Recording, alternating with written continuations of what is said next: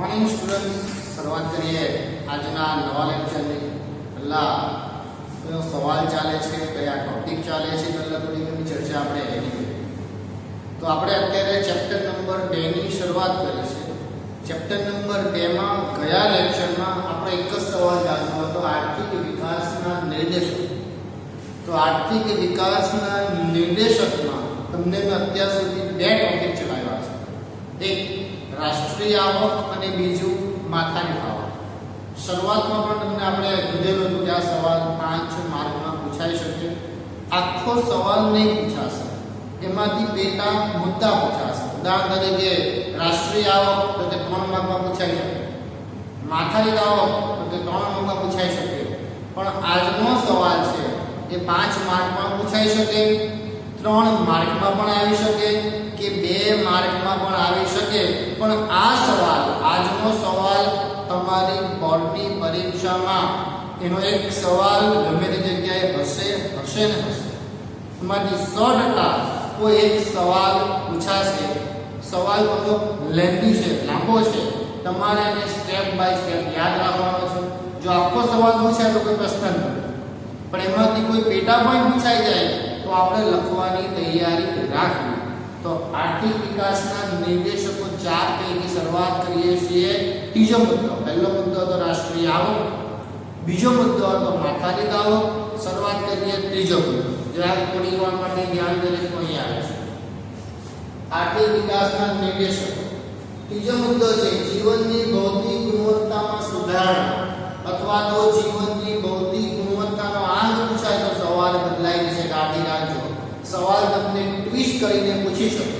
સવાલ કયો છે, અંદર કયા મુદ્દા આવે છે, કાળજી રાખવાની. સવાલ જો જીવનની ભૌતિક ગુણવત્તામાં સુધારણા, તો જીવનની ભૌતિક ગુણવત્તાની સુધારણાના આટલા પોઈન્ટ આવે છે.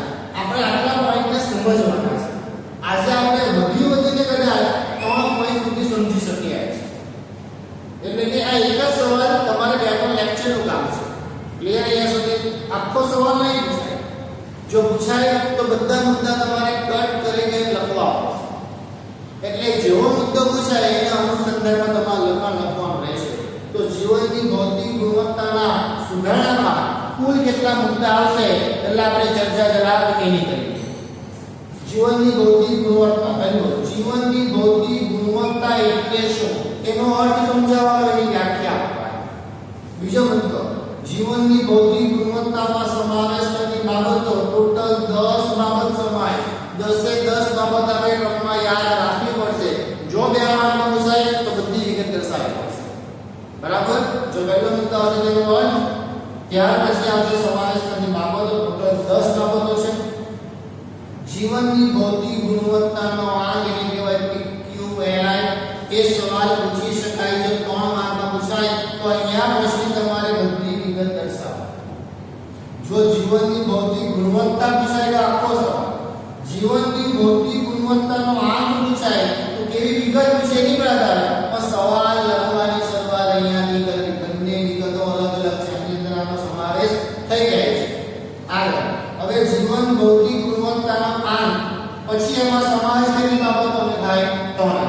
પછીનો સવાલ, કેમ 3 બાબતોનો સમાવેશ થાય, બીજી બધી બાબતોનો સમાવેશ કેમ નહીં થાય, એ આ મુદ્દામાં આવશે. ત્યાર પછી જીવનના ભૌતિક ગુણવત્તાના આંકની રચના. રચના પછી મહત્વની બાબતો, સકારાત્મક સ્થિતિ, નકારાત્મક સ્થિતિ, મર્યાદા અને છેલ્લે વર્તમાન પરિસ્થિતિ. ટોટલ સવાલમાં પણ લગભગ 10 મુદ્દા છે. સવાલે 10 મુદ્દા અને 10 મુદ્દા વિગતવાર સમજાવવાના. કોઈ પણ એક મુદ્દો 2 માર્ક પૂછાવવાની કેપેસિટી ધરાવે છે.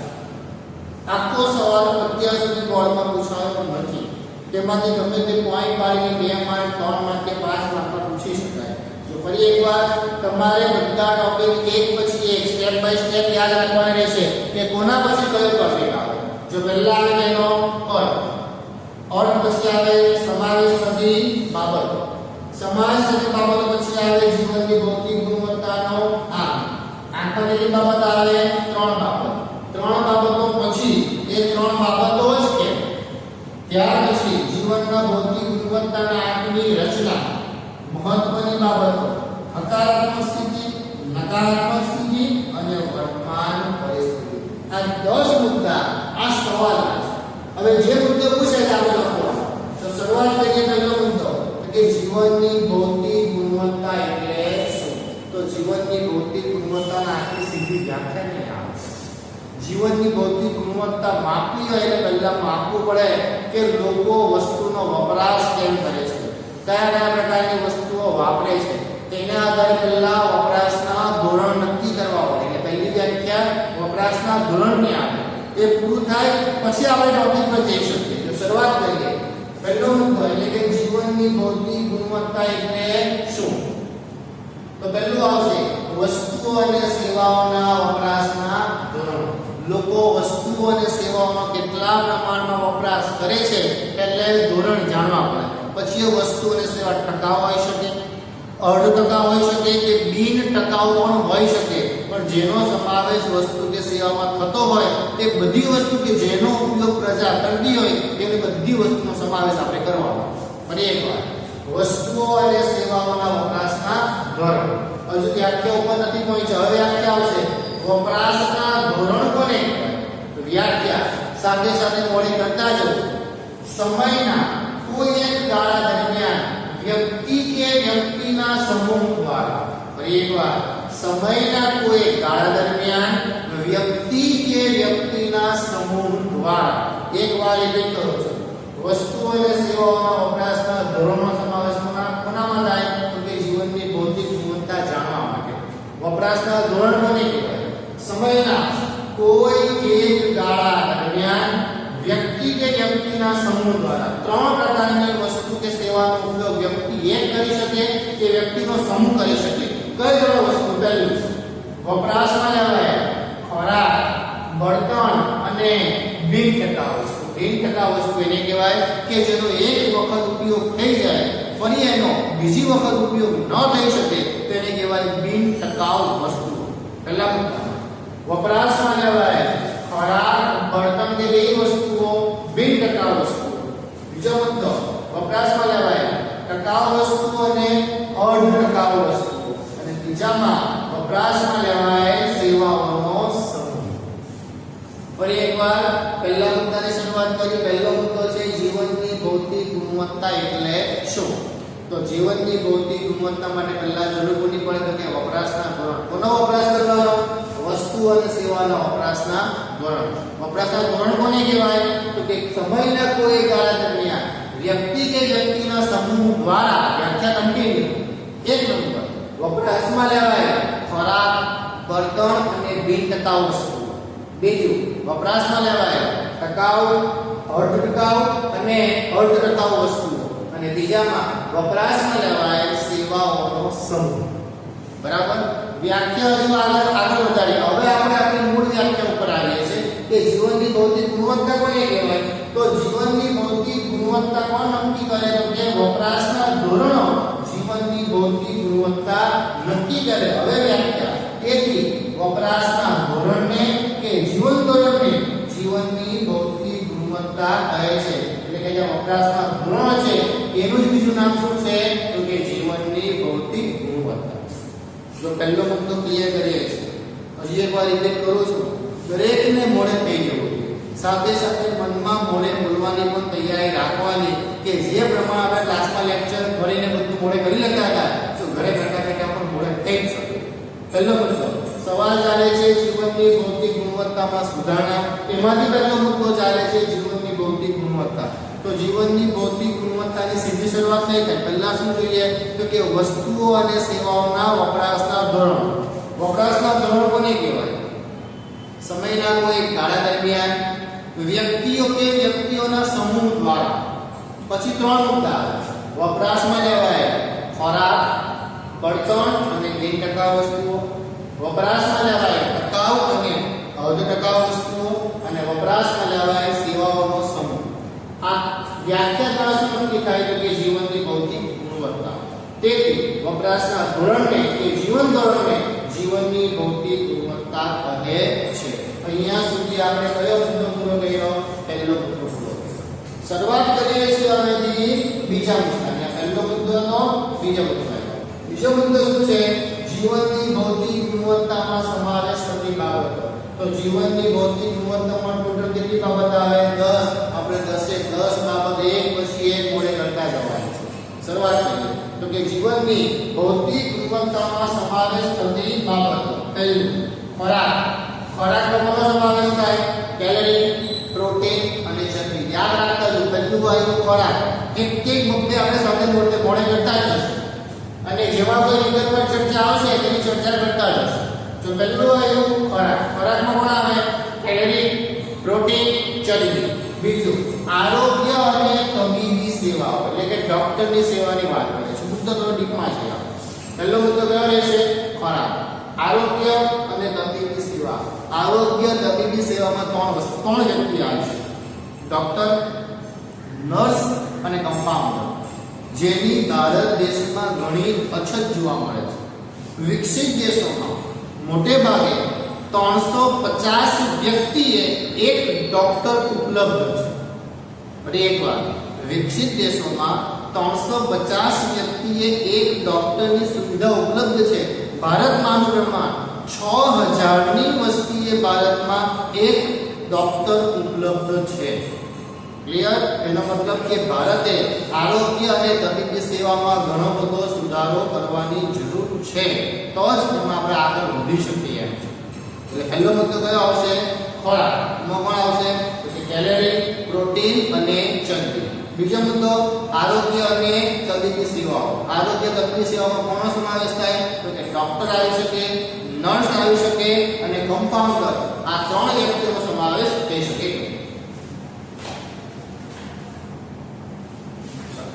આગળ વધીએ. ત્રીજો મુદ્દો રહેઠાણ અને કપડાં. તો રહેઠાણ અને કપડાનો મુદ્દો જેટલો સિમ્પલ લાગે ને એટલો જ અટપટો છે. એટલે પહેલો સવાલ, રહેઠાણ, મકાન કોને કહેવાય? કોનો સમાવેશ ભારતની વ્યાખ્યા પ્રમાણે આવી શકે કે આ વ્યક્તિ પાસે પોતાનું મકાન છે? તો રહેઠાણમાં શું આવશે કે તમારા મકાનમાં ઓરડાઓની સંખ્યા કેટલી છે અને તમારા મકાનમાં રહેનારાઓની સંખ્યા કેટલી છે. ઘણી વખત એવું પણ હોઈ શકે કે મકાન બહુ મોટું હોય, રહેવાવાળા માત્ર 2 હોય. મુંબઈ જેવી સિટીમાં આપણે જતા હોય તો માત્ર નાનો રૂમ હોય, રહેવાવાળા 10 હોય. તો એનો સમાવેશ મકાનમાં થતો નથી. મકાનમાં કોણ આવશે? તો કે મકાનમાં સમાવેશ થાય 4 બાબતો. એક, તેમાં ઓરડાની સંખ્યા પૂરતી છે, રહેનારા લોકો બરાબર છે પૂરતા પ્રમાણમાં, ઓછા હોય તો ચાલશે, વધુ હોય તો નહીં ચાલે. મકાનની અંદર જ ગ્રેનેડની સુવિધા છે, મકાનની અંદર પાણી, વીજળી બધી સુવિધા છે. જો બધી સુવિધા હોય તો જ એનો સમાવેશ રહેઠાણમાં થઈ શકે. ક્લિયર?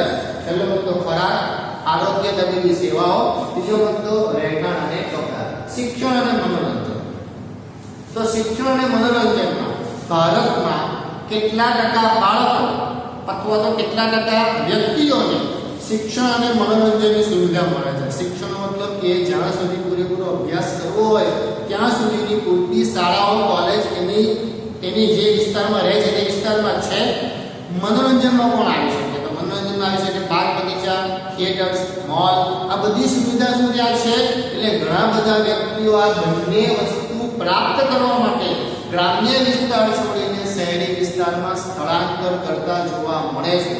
સ્થળાંતર અને શહેરીકરણ ચેપ્ટર આપણે 12મા ધોરણમાં છે, એમાં આના વિશે ડીપમાં ચર્ચા કરી કે શા માટે લોકો આવા મુખ્ય પરિબળને કારણે ગ્રામ્ય વિસ્તારમાંથી શહેરી વિસ્તારમાં આવે છે.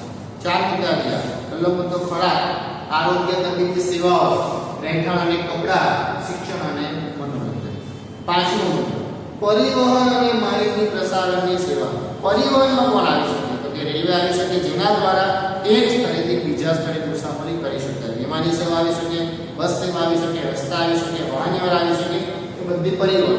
પ્રસારણમાં આવી શકે ફોન કે જેના દ્વારા જાહેરાતનું માધ્યમ હોઈ શકે, તમે જેના દ્વારા એકબીજાના કોન્ટેક્ટમાં સરળતાથી રહી શકો એવી સુવિધા કેટલા પ્રમાણમાં છે એનો સમાવેશ થાય પરિવહન અને માહિતી પ્રસારણની સેવા. ઉર્જા શક્તિ. ભારતના લોકો મોસ્ટ ઓફ ઉર્જાનો વપરાશ બીજા દેશોની તુલનામાં ઘણો ઓછો કરે છે. રીઝન કે ભારતમાં વીજળીનું ઉત્પાદન અન્ય દેશ કરતા પ્રમાણમાં ઓછું છે, જેથી કરીને ઉર્જા શક્તિનો યોગ્ય વપરાશ થાય. ઘર કરતા ઉદ્યોગો કારખાનાઓમાં જો એનો ઉપયોગ થશે તો વધુ રોજગારીનું સર્જન કરી શકાશે. યાદ રાખજો, પીવાનું ચોખ્ખું પાણી. ભારતમાં 64% લોકો એવા છે કે જેને પોતાના ઘરમાં જ નળ દ્વારા શુદ્ધ પીવાના પાણીની વ્યવસ્થા છે. ફરી એકવાર જરા સમજો, આ બધી વિગત તમારે અત્યારે લખવાની નથી, માત્ર તમારી જાણકારી માટે છે. તમારે માત્ર લખવાનું જેટલું છે કે પીવાનું ચોખ્ખું પાણી. તમારી વધુ વિગત માટે જણાવ્યું કે ભારતના 64% લોકો એવા છે જે લોકોના ઘરમાં જ નળ દ્વારા શુદ્ધિકરણ કરેલું પાણી તેમને પૂરું પાડવામાં આવે છે.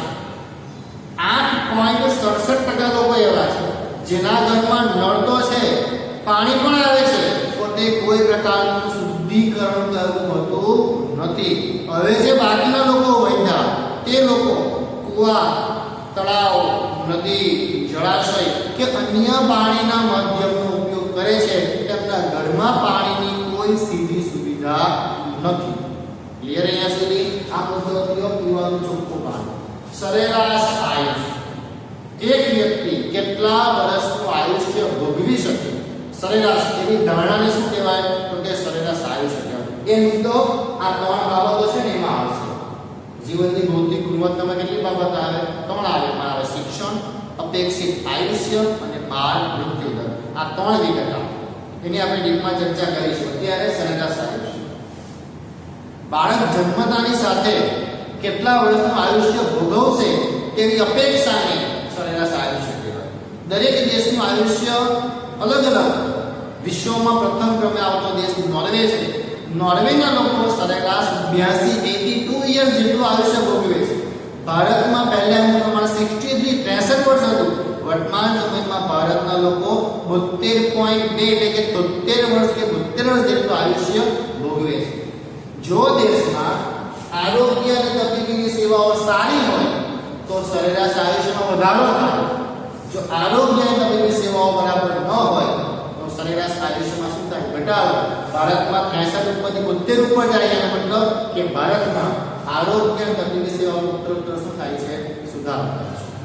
બાળ મૃત્યુ, જે બાળક અથવા તો જીવતા જન્મેલા બાળકોમાંથી જે બાળકો 1 વર્ષનું આયુષ્ય ભોગવ્યા સિવાય એટલે કે 1 વર્ષની અંદર મૃત્યુ પામે તેને કહેવાય બાળ મૃત્યુ દર. 1000 બાળકોમાંથી જેટલા બાળકો 1 વર્ષનું આયુષ્ય ભોગવ્યા સિવાય એટલે કે 1 વર્ષ કરતાં ઓછું જીવે એ પહેલા મૃત્યુ પામે તેવા બાળકોને શું કહેવાય? સંખ્યાને બાળ મૃત્યુ દર. 1000 બાળકોમાંથી ભારતમાં વર્તમાન સમયમાં બાળ મૃત્યુ દર ભારતમાં 1000 માંથી 39 બાળકો મૃત્યુ પામે છે.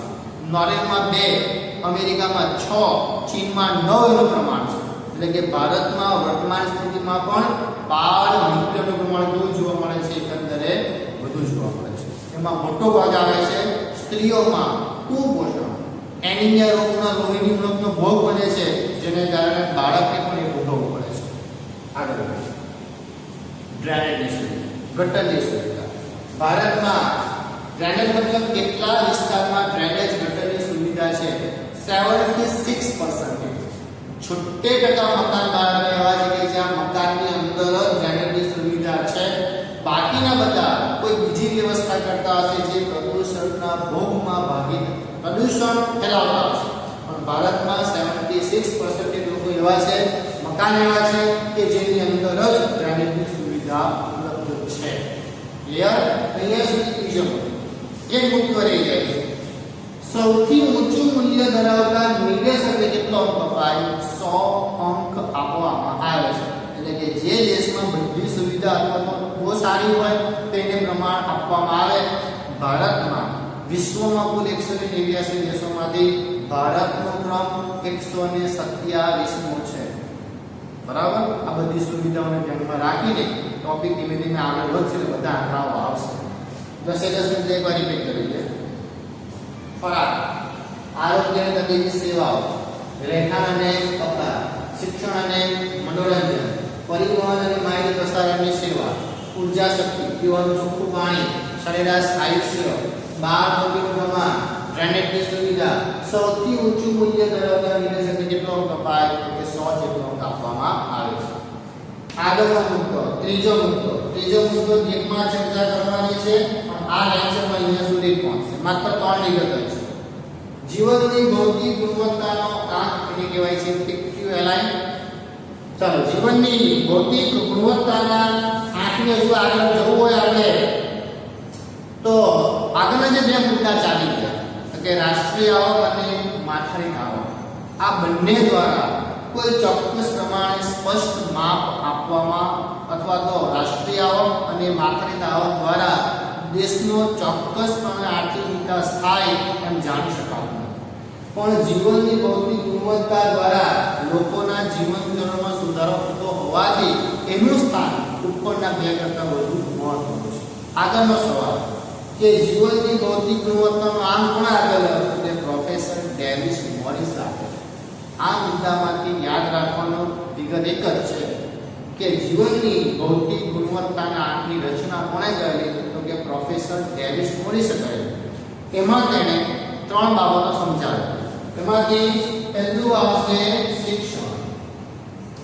શિક્ષણ પછી આવશે બાળ મૃત્યુ દર અને ત્યાર પછી આવશે કે અપેક્ષિત આયુષ્ય હવે આ મુદ્દો તમારો કયો આવશે કે જીવનની ભૌતિક ગુણવત્તામાં સમાવેશની બાબતો કેટલી 3 ટૂંકમાં આપણે આજે ભણવાનું છે અહીંયાથી બધા મુદ્દા બાકી જે 3 બાબત આપણે સમજવાની બાકી છે પહેલા આપણે ચર્ચા કરી લઈએ એને સુધી બરાબર આજે આપણે અહીંયા સુધી ભણવાનું છે એક વખત બધી વિગત આપણે ડીપમાં જોઈ લઈએ કે જેથી કરીને કોઈ પ્રકારની કન્ફ્યુઝન હોય તો સોલ્યુશન લાગે આર્થિક વિકાસના નિર્દેશકોમાં ત્રીજો મુદ્દો ચાલે છે જીવનની ભૌતિક ગુણવત્તામાં સુધારણા એમાં ટોટલ 10 મુદ્દા છે એમાંથી આજે આપણે 1 2 અને 3 મુદ્દા ચલાવ્યા છે જીવનની ભૌતિક ગુણવત્તા એટલે તો જીવનની ભૌતિક ગુણવત્તા બનાવવા નક્કી થાય તો કે વપરાશના ધોરણ કોને કહેવાય સમયના કોઈ ગાળા દરમિયાન વ્યક્તિ કે વ્યક્તિના સમૂહ દ્વારા કઈ 3 વસ્તુ વપરાશમાં લેવાય ખોરાક બળતણ અને બિન ટકાઉ વસ્તુ વપરાશમાં લેવાય ટકાઉ વસ્તુ અર્ધ ટકાઉ વસ્તુ અને વપરાશમાં લેવાય સેવાઓ આ તમને આગળ શું નક્કી થાય તો કે જીવનની ભૌતિક ગુણવત્તા એટલે કે જીવન વપરાશના ધોરણ અહીંયા કે જીવન ધોરણને શું કહેવાય જીવનની ભૌતિક ગુણવત્તા જ કહેવાય છે આગળ બીજો મુદ્દો જીવનની ભૌતિક ગુણવત્તામાં સમાવેશ થતી બાબતો ધોરણ કેટલી છે 10 પહેલું ખોરાકમાં આવે કેલરી પ્રોટીન અને શક્તિ આરોગ્ય સંબંધિત સેવાઓ રહેઠાણ અને કપડાં શિક્ષણ અને મનોરંજન પરિવહન અને માહિતી પ્રસારણની સેવા ઉર્જા શક્તિ બાળ મૃત્યુનું પ્રમાણ ડ્રેનેજની સુવિધા જે નિર્દેશકો સારો હોય એને કેટલો અંક આપવાનો 100 અંક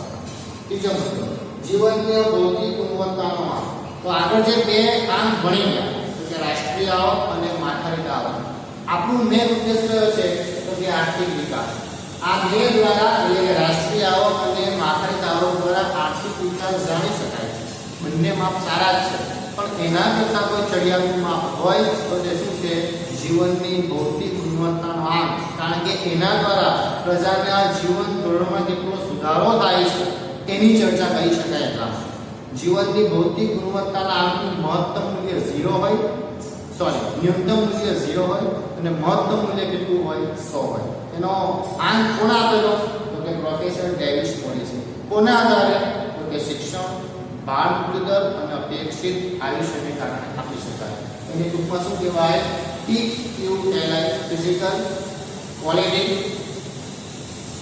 લાઈફ ઇન્ડેક્સ બરાબર એના ફૂલ ફોર્મ પૂછવાની શક્યતા લગભગ તો નથી તમારે ખાલી યાદ રાખવાનું જીવનની ભૌતિક ગુણવત્તાનો ફિઝિકલ ક્વોલિટી લાઈફ ઇન્ડેક્સ એને કહેવાય જીવનની ભૌતિક ગુણવત્તાનો આંક કહી શકાય તો આ લેક્ચરમાં આપણે અહીંયા સુધી ભણીએ છીએ હવેનો લેક્ચરમાં ક્યાંથી આવશે જીવનની ભૌતિક ગુણવત્તાની કેટલી બાબતો 3 બાબતો શિક્ષણ બાળ મૃત્યુ દર અને અપેક્ષિત આયુષ્ય હજુ લગભગ આપણું ગણિત આપણને 2 લેક્ચરની જરૂર પડશે પછી આ સવાલ પૂરો થઈ શકે અને પછી પણ હજુ એક ચોથો આજુ નિર્દેશકમાં કયો મુદ્દો ચાલે છે ત્રીજો ચાલે છે ચોથો મુદ્દો બાકી તો આ લેક્ચરમાં આપણે અહીંયા સુધી લઈએ છીએ હવે જે પીડીએફ આવશે એમાં તમારે વ્યવસ્થિત નોટ બનાવતા હોય કે કોઈ ડિફિકલ્ટી હોય તો તમારે કોન્ટેક્ટ કરી શકો શકાય, જે તમારો પ્રોબ્લેમ સોલ્વ થઈ શકે.